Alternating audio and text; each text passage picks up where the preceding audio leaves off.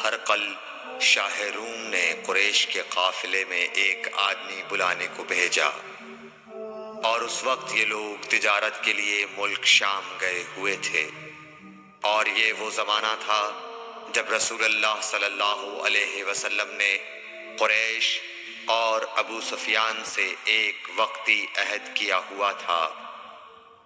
جب ابو سفیان اور دوسرے لوگ ہرقل کے پاس ایلیا پہنچے جہاں ہرقل نے دربار طلب کیا تھا، اس کے گرد روم کے بڑے بڑے لوگ، علماء، وزراء و امراء بیٹھے ہوئے تھے۔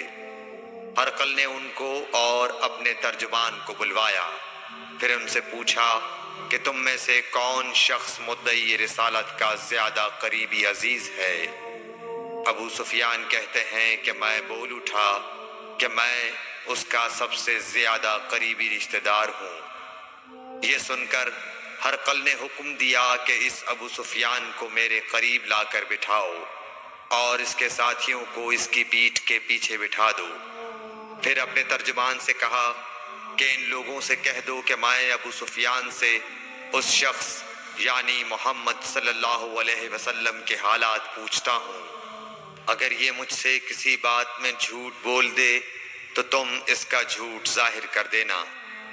ابو سفیان کا قول ہے کہ خدا کی قسم اگر مجھے یہ غیرت نہ آتی کہ یہ لوگ مجھ کو جھٹلائیں گے تو میں آپ صلی اللہ علیہ وسلم کی نسبت ضرور غلط گوئی سے کام لیتا۔ خیر، پہلی بات جو ہرقل نے مجھ سے پوچھی وہ یہ کہ اس شخص کا خاندان تم لوگوں میں کیسا ہے؟ میں نے کہا وہ تو بڑے اونچے عالی نسب والے ہیں۔ کہنے لگا اس سے پہلے بھی کسی نے تم لوگوں میں ایسی بات کہی تھی؟ میں نے کہا نہیں۔ کہنے لگا اچھا اس کے بڑوں میں کوئی بادشاہ ہوا ہے؟ میں نے کہا نہیں۔ پھر اس نے کہا بڑے لوگوں نے اس کی پیروی اختیار کی ہے یا کمزوروں نے؟ میں نے کہا نہیں، کمزوروں نے۔ پھر کہنے لگا اس کے تابعدار روز بڑھتے جاتے ہیں یا کوئی ساتھی پھر بھی جاتا ہے؟ میں نے کہا نہیں۔ کہنے لگا کیا اپنے اس دعویٰ نبوت سے پہلے کبھی کسی بھی موقع پر اس نے جھوٹ بولا ہے؟ میں نے کہا نہیں۔ اور اب ہماری اس سے صلح کی ایک مقررہ مدت ٹھہری ہوئی ہے، معلوم نہیں وہ اس میں کیا کرنے والا ہے۔ ابو سفیان کہتے ہیں میں اس بات کے سوا اور کوئی جھوٹ اس گفتگو میں شامل نہ کر سکا۔ ہرقل نے کہا کیا تمہاری اس سے کبھی لڑائی بھی ہوئی ہے؟ ہم نے کہا کہ ہاں۔ بولا پھر تمہاری اور اس کی جنگ کا کیا حال ہوتا ہے؟ میں نے کہا لڑائی ڈول کی طرح ہے، کبھی وہ ہم سے میدان جنگ جیت لیتے ہیں اور کبھی ہم ان سے جیت لیتے ہیں۔ ہرقل نے پوچھا وہ تمہیں کس بات کا حکم دیتا ہے؟ میں نے کہا وہ کہتا ہے کہ صرف ایک اللہ ہی کی عبادت کرو، اس کا کسی کو شریک نہ بناؤ، اور اپنے باپ دادا کی شرک کی باتیں چھوڑ دو، اور ہمیں نماز پڑھنے، سچ بولنے، پرہیزگاری اور صلہ رحمی کا حکم دیتا ہے۔ یہ سب سن کر پھر ہرقل نے اپنے ترجمان سے کہا کہ ابو سفیان سے کہہ دے کہ میں نے تم سے اس کا نسب پوچھا تو تم نے کہا کہ وہ ہم سے عالی نسب ہے، اور پیغمبر اپنی قوم میں عالی نسب ہی بھیجے جایا کرتے ہیں۔ میں نے تم سے پوچھا کہ دعویٰ نبوت کی یہ بات تمہارے اندر اس سے پہلے کسی اور نے بھی کہی تھی تو تم نے جواب دیا کہ نہیں۔ تب میں نے اپنے دل میں کہا کہ اگر یہ بات اس سے پہلے کسی اور نے کہی ہوتی تو میں سمجھتا کہ اس شخص نے بھی اسی بات کی تقلید کی ہے جو پہلے کہی جا چکی ہے۔ میں نے تم سے پوچھا کہ اس کے بڑوں میں کوئی بادشاہ بھی گزرا ہے تو تم نے کہا کہ نہیں۔ تو میں نے دل میں کہا کہ ان کے بزرگوں میں سے کوئی بادشاہ ہوا ہوگا تو کہہ دوں گا کہ وہ شخص اس بہانے اپنے آباء و اجداد کی بادشاہت اور ان کا ملک دوبارہ حاصل کرنا چاہتا ہے۔ اور میں نے تم سے پوچھا کہ اس بات کے کہنے یعنی پیغمبری کا دعویٰ کرنے سے پہلے تم نے کبھی اس کو دروغ گوئی کا الزام لگایا ہے؟ تم نے کہا کہ نہیں۔ تو میں نے سمجھ لیا کہ جو شخص آدمیوں کے ساتھ دروغ گوئی سے بچے وہ اللہ کے بارے میں کیسے جھوٹی بات کہہ سکتا ہے۔ اور میں نے تم سے پوچھا کہ بڑے لوگ اس کے پیرو ہوتے ہیں یا کمزور آدمی؟ تم نے کہا کمزوروں نے اس کی اتباع کی ہے۔ تو دراصل یہی لوگ پیغمبروں کے متبعین ہوتے ہیں۔ اور میں نے تم سے پوچھا کہ اس کے ساتھی بڑھ رہے ہیں یا کم ہو رہے ہیں؟ تم نے کہا کہ وہ بڑھ رہے ہیں، اور ایمان کی کیفیت یہی ہوتی ہے حتیٰ کہ وہ کامل ہو جاتا ہے۔ اور میں نے تم سے پوچھا کہ آیا کوئی شخص اس کے دین سے ناخوش ہو کر مرتد بھی ہو جاتا ہے؟ تم نے کہا نہیں۔ تو ایمان کی خاصیت بھی یہی ہے، جن کے دلوں میں اس کی مسرت رچ بس جائے وہ اس سے لوٹا نہیں کرتے۔ اور میں نے تم سے پوچھا کہ آیا وہ کبھی عہد شکنی کرتے ہیں؟ تم نے کہا نہیں۔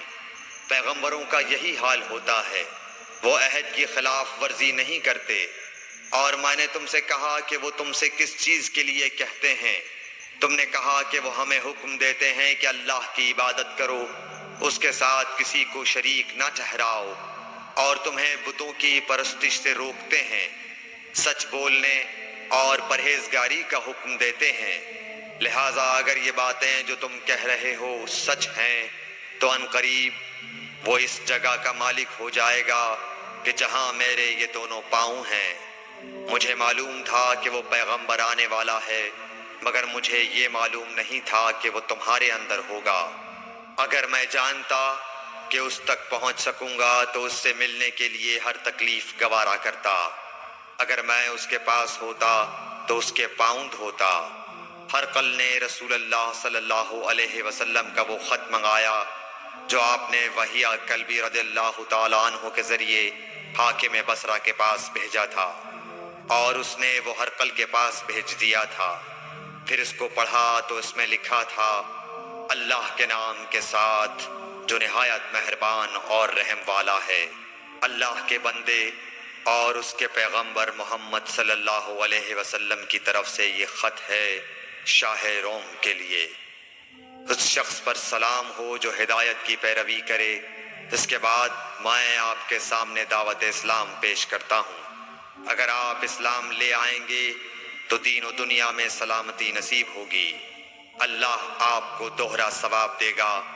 اور اگر آپ میری دعوت سے روگردانی کریں گے تو آپ کی رعایا کا گناہ بھی آپ ہی پر ہوگا۔ اور اے اہل کتاب، ایک ایسی بات پر آ جاؤ جو ہمارے اور تمہارے درمیان یکساں ہے، وہ یہ کہ ہم اللہ کے سوا کسی کی عبادت نہ کریں اور کسی کو اس کا شریک نہ ٹھہرائیں، اور نہ ہم میں سے کوئی کسی کو خدا کے سوا اپنا رب بنائے۔ پھر اگر وہ اہل کتاب اس کتاب سے منہ پھیر لیں تو مسلمانوں، تم ان سے کہہ دو کہ تم مانو یا نہ مانو، ہم ایک خدا کے اطاعت گزار ہیں۔ ابو سفیان کہتے ہیں، جب ہرقل نے جو کچھ کہنا تھا کہہ دیا اور خط پڑھ کر فارغ ہوا تو اس کے ارد گرد بہت شور و غوغا ہوا، بہت سی آوازیں اٹھیں اور ہمیں باہر نکال دیا گیا۔ تب میں نے اپنے ساتھیوں سے کہا کہ ابو کبشہ کے بیٹے حضرت صلی اللہ علیہ وسلم کا معاملہ تو بہت بڑھ گیا۔